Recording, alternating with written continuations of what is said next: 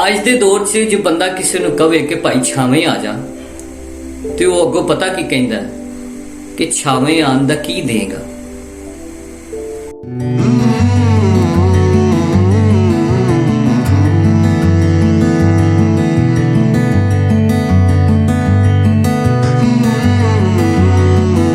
मेरे भैनों ते भराओ, इस दुनिया च सानू दो किस्म के लोग मिलते हैं। एक वो जिहड़े देन वाले ने ते दूजे वो जिहड़े लैन वाले ने ते दूजे लफ्ज़ां च मैं कहांगा जिहड़े मंगन वाले ने।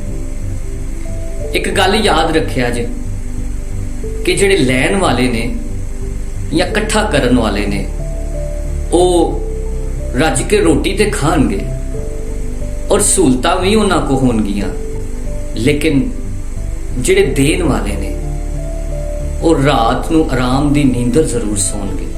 मेरा ख्याल अज दा इन्ना मुश्किल नहीं कि समझ ना आए। खुदा दा पाक कलाम कहंदा है कि देना लैन तो ज्यादा मुबारक है। साडा खुदा देन वाला खुदा है, इस तो असी देन वाले बनीए। मेरी दुआ है कि खुदा कादर मुतलिक तुहानू सारिआं नूं देन वाला बनाए, ना कि लैन वाला।